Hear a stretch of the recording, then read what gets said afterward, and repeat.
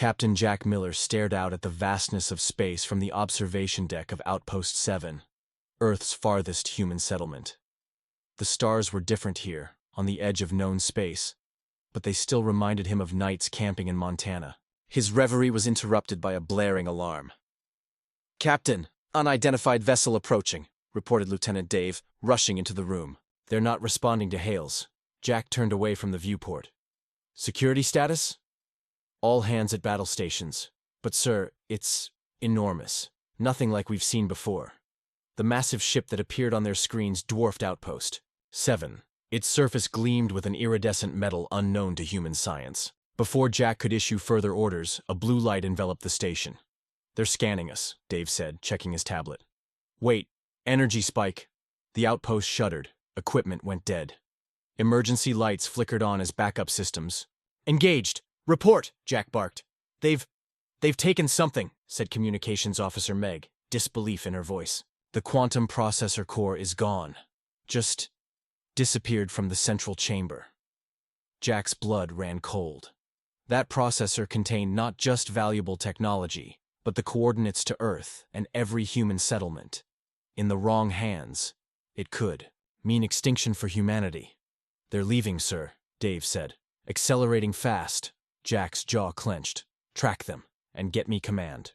Hours later, a grim-faced admiral appeared on the emergency comm. "You understand what this means, Captain? If the Galactic Council gets wind that we're harboring quantum tech..." "I know," Jack replied. "We've violated the Non-Proliferation Treaty, but we didn't know." "Ignorance isn't an excuse they'll accept," the admiral cut in.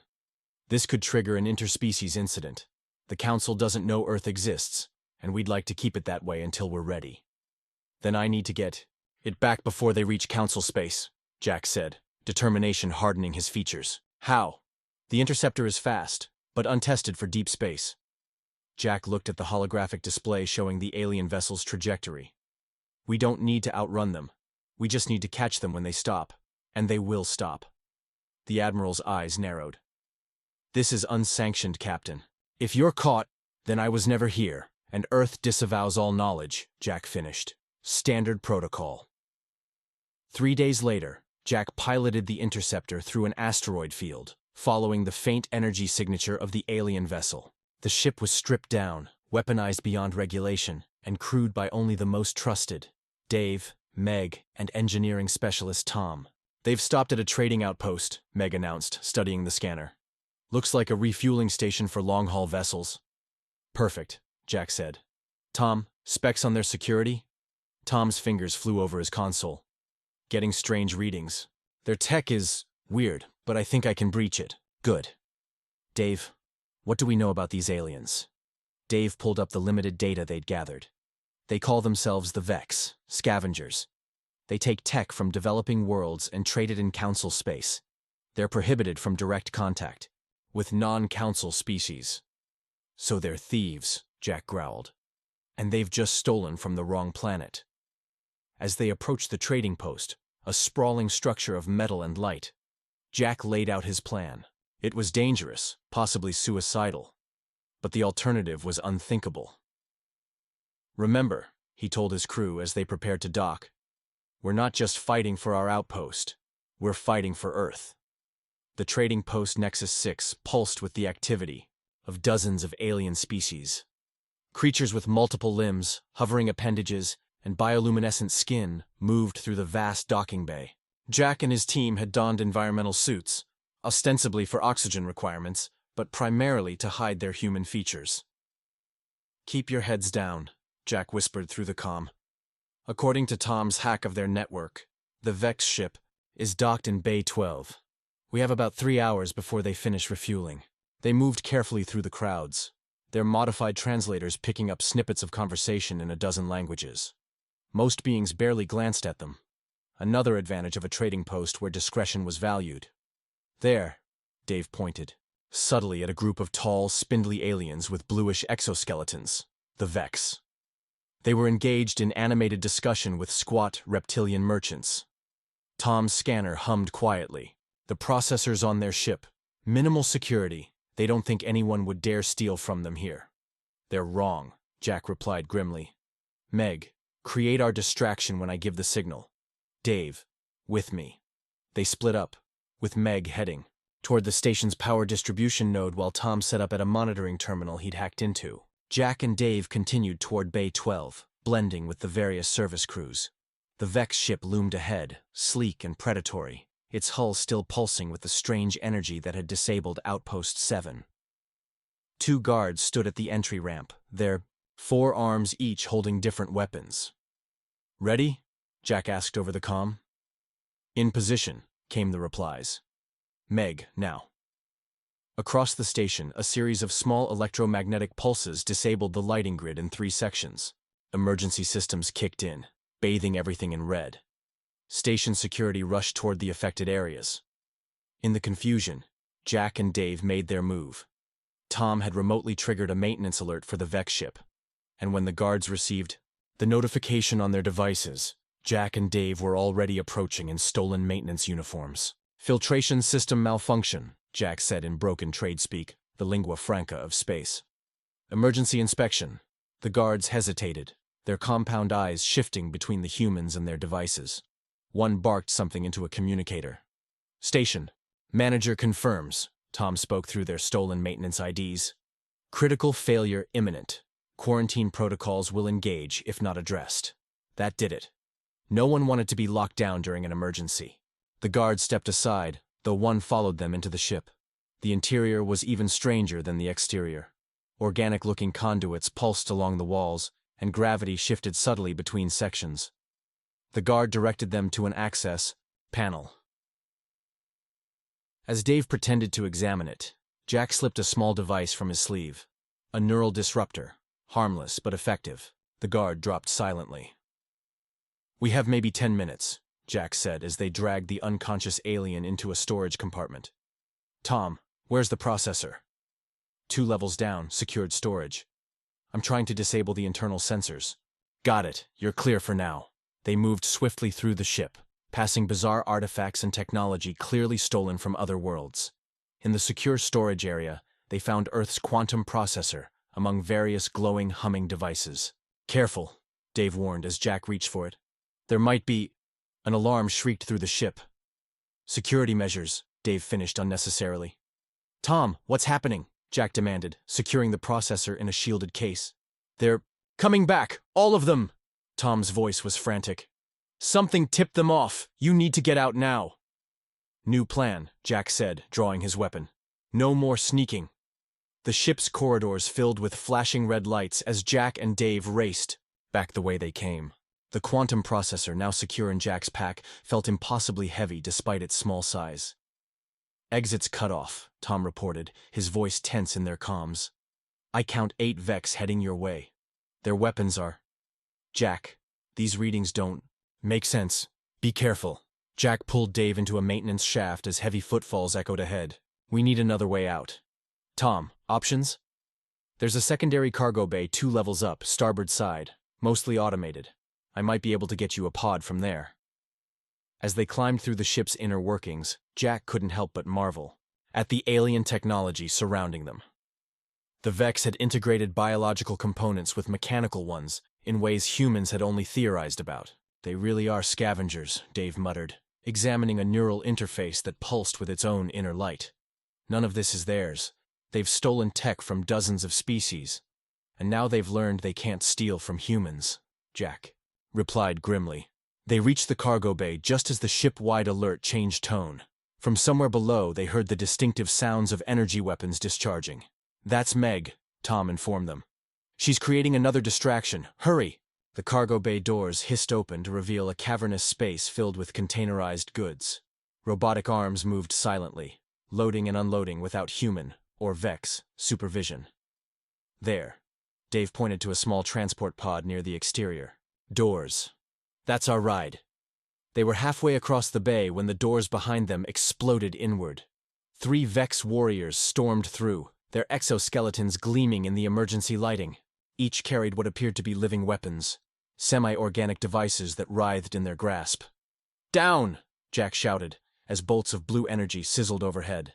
They took cover behind cargo containers as the aliens advanced methodically, firing with disturbing precision. "Jack, I've got control of the bay," Tom's voice came through. On my mark, run for the pod. 3, 2, 1, mark. The cargo bay's robotic arms suddenly went berserk, swinging wildly and dropping containers. The Vex scattered to avoid being crushed. Jack and Dave broke cover, sprinting toward the pod. A bolt of energy caught Dave in the leg. He stumbled, crying out in pain as his suit material sizzled. Jack skidded to a halt, returning fire with his own weapon, a prototype plasma discharger that left scorch marks on the Vex exoskeletons. He hauled Dave up, half carrying him the rest of the way. Get in, he ordered, pushing Dave into the pod before diving in after him. The door sealed automatically. Tom, we're in. Get us out of here. The exterior doors began to open, revealing the void of space beyond. Warning lights flashed as the bay depressurized. The Vex, realizing what was happening, rushed back toward the interior doors. With a violent lurch, the pod shot out into space, tumbling end over end before its stabilizers engaged. Everyone okay? Jack asked, checking the pod systems. It was basic. Life support, minimal thrusters, and a distress beacon. I'll live, Dave grimaced, examining his wounded leg. The energy bolt had cauterized the flesh it touched, leaving an angry red burn. Question is, will they follow us?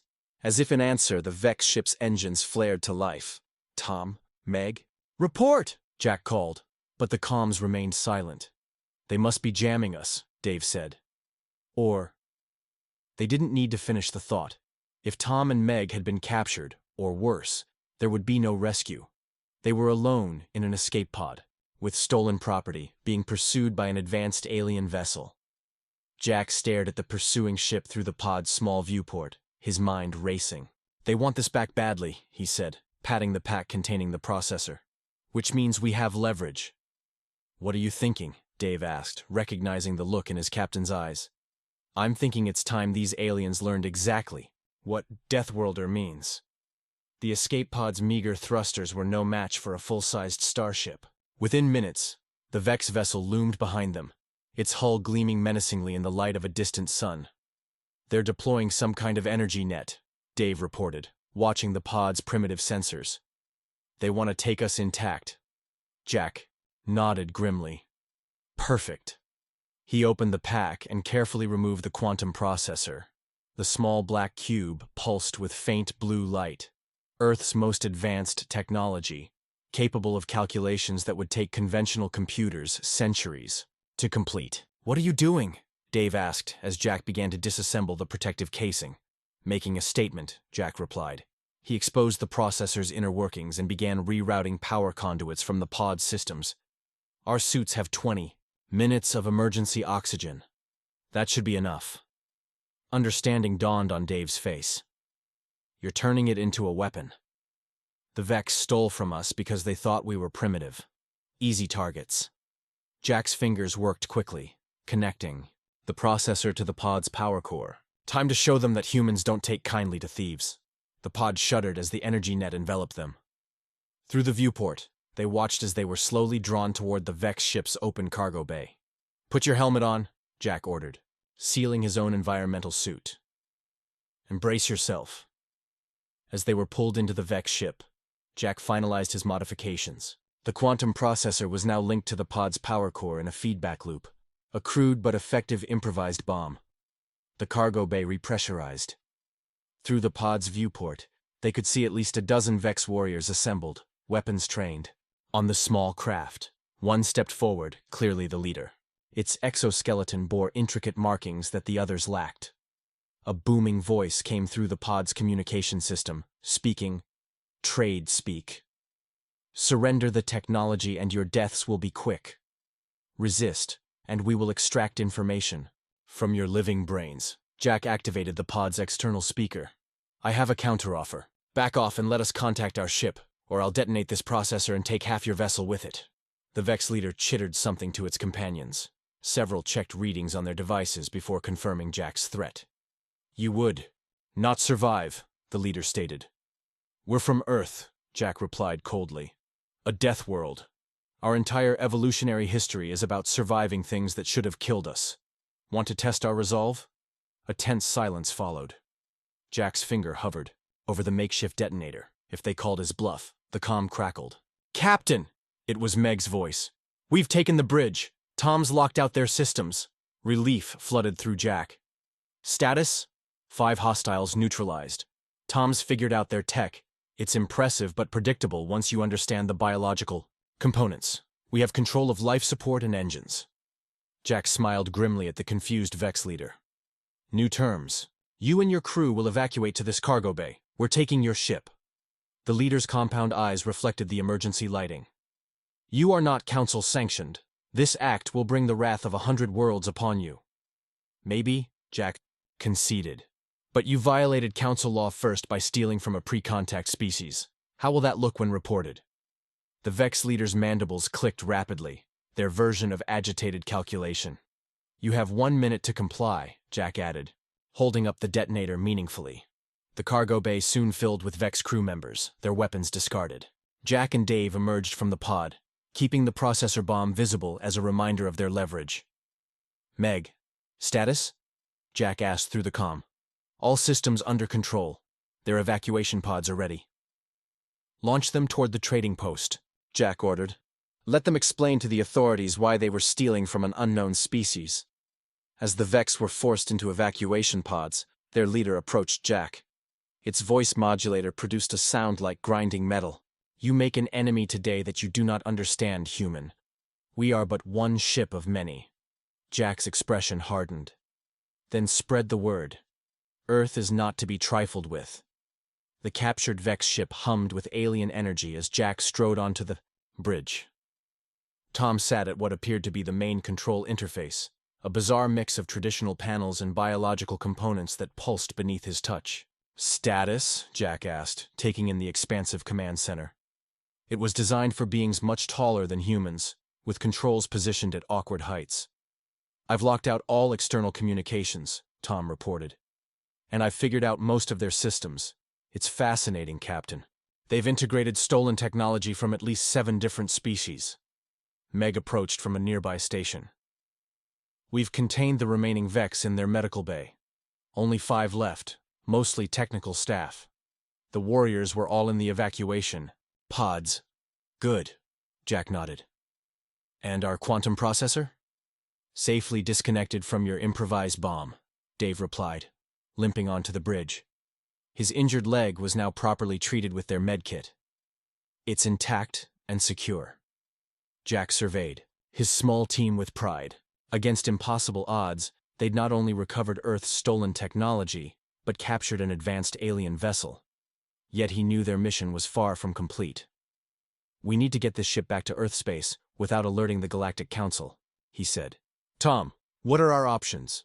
Tom pulled up a holographic star chart. Their navigation system is incredible. It shows regions of space we didn't even know existed. According to this, we're here, in what they call the outer reaches. He pointed to a cluster of stars. The nearest council outpost is 3 days, away at standard speed. But there's something else. He manipulated the display, highlighting a strange distortion in space. They have mapped routes through subspace that could get us home in half the time and avoid council detection entirely. Can you fly this thing through one of those? Jack asked. Tom hesitated. Theoretically. The controls are responding to me, but I don't understand all the nuances yet. Work on it, Jack ordered. Dave, see what you can learn from the remaining Vex. We need to understand who we're dealing with. Hours later, they assembled for a briefing. The ship was now moving away from the trading post, on a course that would keep them away from known shipping lanes. What have we learned? Jack asked.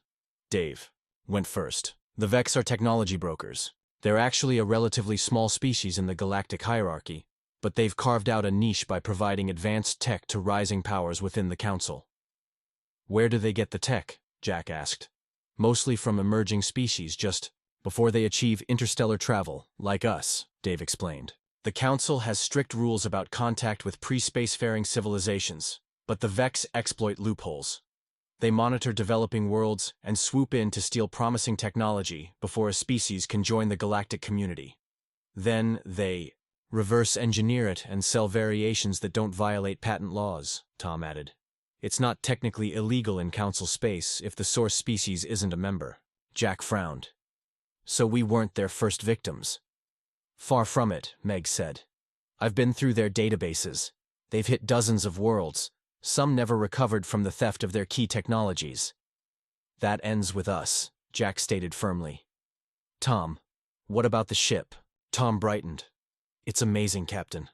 Their power generation alone is centuries beyond ours, and I think I've figured out the subspace navigation. We can be back in Earth territory in 36 hours. Any sign they've called for help, Jack asked. Meg shook her head. No transmissions detected. I think they're too embarrassed to admit humans overpowered them.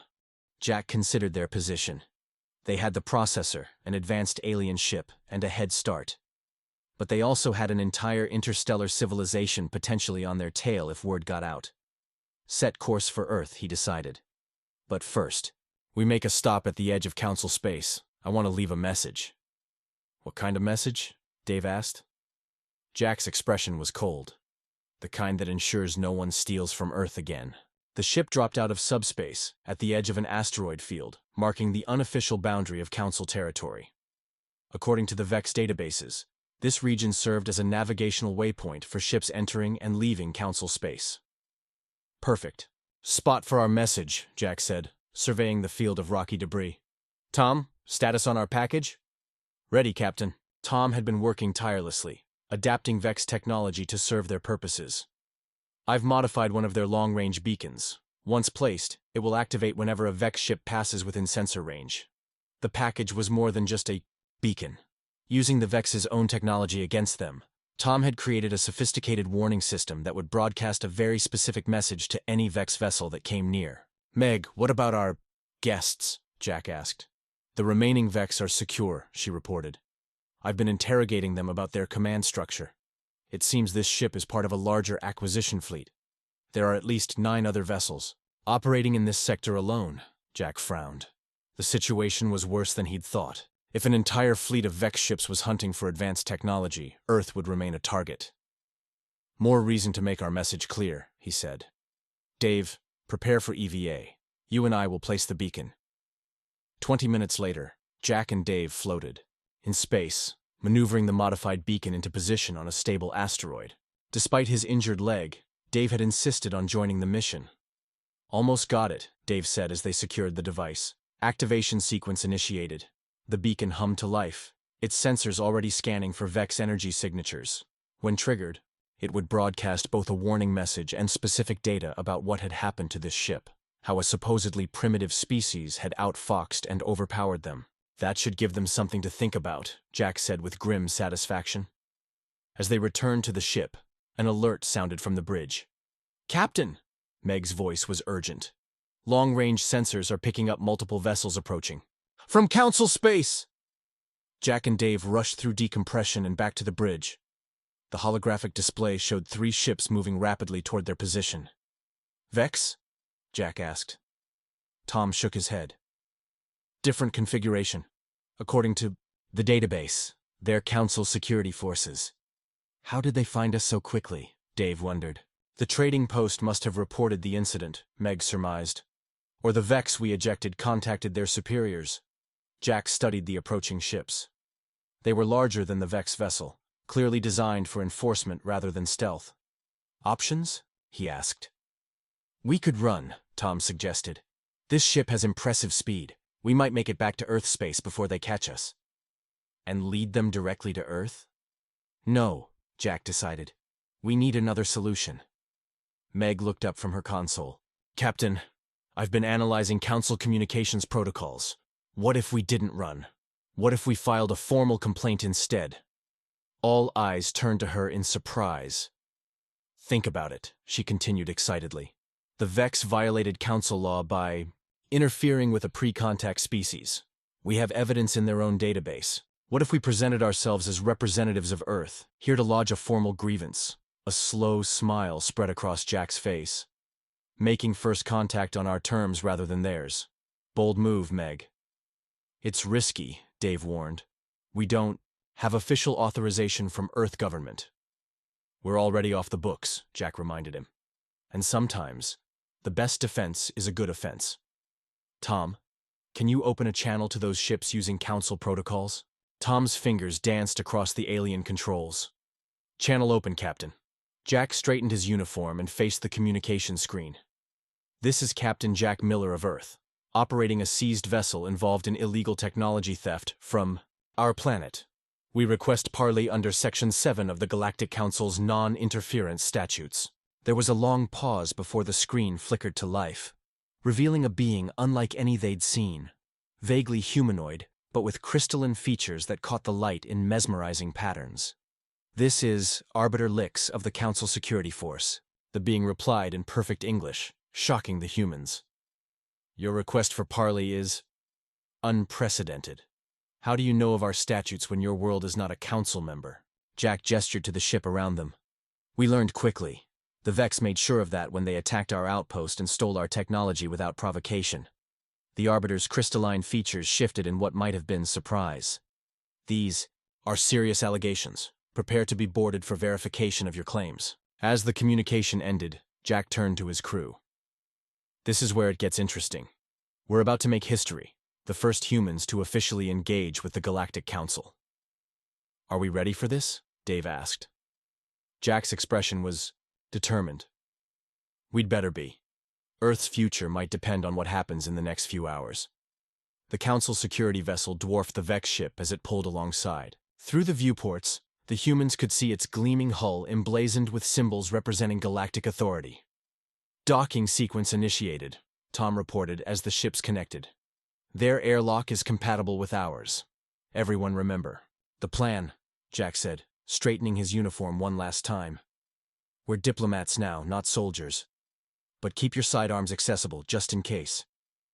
The airlock cycled open to reveal Arbiter Lix flanked by 2 security officers.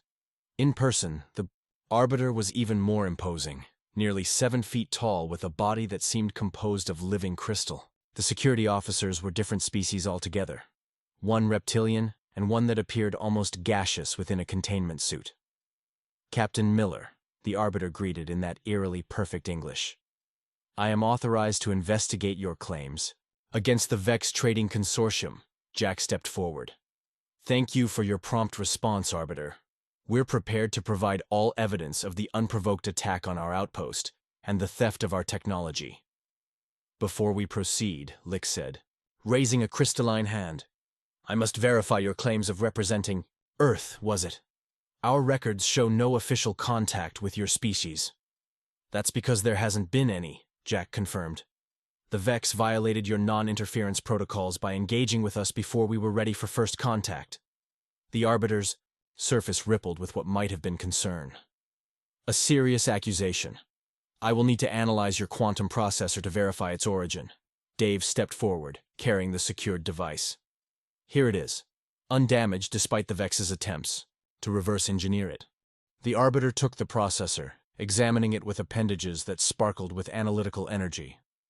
After a moment, Lix looked up in apparent surprise. "This technology is unique, not derived from any Council species." The Arbiter turned to Jack. "You claim your world developed this independently?" "We did," Jack affirmed. "Earth may not yet have achieved regular interstellar travel, but we're more advanced than the Vex assumed when they marked us as an easy target." Lix gestured to the security officers, who began scanning the ship and the remaining Vex prisoners. "If what you say is true, Captain Miller, this constitutes a Class 1 violation of the non-interference directive." While the investigation proceeded, Jack and his crew presented the evidence they'd gathered. The Vex database entries documenting their surveillance of Earth, the attack on Outpost 7, and most damning of all, records of previous raids on other developing worlds. Hours later, they reconvened on the Council ship's conference chamber, a space designed to accommodate dozens of different species comfortably. "I have completed my investigation," Arbiter Lix announced formally. "The evidence confirms your allegations. The Vex Trading Consortium has indeed violated our most sacred laws regarding contact with emerging species." Jack nodded soberly. "And what happens now, Arbiter?" "The consortium will face sanctions," Lix explained. "Their ships will be recalled and inspected. Reparations will be arranged for all affected worlds, including yours." "That's not enough," Jack said firmly. "Earth deserves protection from future incursions, and we want a seat at the table when decisions affecting our sector are made." The Arbiter's crystalline form shimmered with what might have been amusement. "You are asking for provisional council membership?" without having achieved independent interstellar travel capability? We're asking for recognition, Jack clarified. Earth won't be victimized again, by the Vex or anyone else. We've proven we can defend ourselves, but we'd rather establish diplomatic relations now, on equal footing. Lix studied the humans for a long moment. In my 1,000 cycles as Arbiter, I have never encountered a species that captured a Vex vessel on their first off-world encounter. Perhaps there is merit in your request. So Earth will be protected? Dave asked. More than that, the Arbiter replied. Based on my recommendation, Earth will be granted observer status in the Council. Your government may send an official delegation to our headquarters, and the quantum processor will be recognized as proprietary Earth technology, protected under Council law. Jack couldn't help but smile. What had begun as a desperate recovery mission had turned into humanity's formal introduction to the galactic community on their own terms. One last thing, Lix added, a strange resonance entering that perfect English. I am curious. How did you manage to overpower the Vex? Their technology is considerably more advanced than what I've observed of your capabilities. Jack exchanged glances with his crew before answering. Earth is what xenobiologists would classify as a death world, Arbiter. Our gravity is higher, our atmosphere more toxic, our predators more numerous than most habitable planets. Humans evolved to survive under constant threat. He paused, making sure his next words landed with appropriate weight. The Vex made a critical mistake. They thought technology alone determined a species' strength. They didn't account for human ingenuity, determination, or our particular talent for turning an enemy's strength against them. The Arbiter's crystalline form pulsed with light. A valuable lesson indeed, Captain Miller. One I suspect the galaxy will be learning about humanity for many cycles to come. As arrangements were made to escort them back to Earth space, Jack stood at the viewport, gazing at the stars that suddenly seemed much less distant. Earth had taken its first unanticipated step into a larger universe, not as victims, but as equals to be respected and, perhaps, a little feared. The Vex had learned the hard way. Others would take note. Don't steal from a Deathworlder. The end.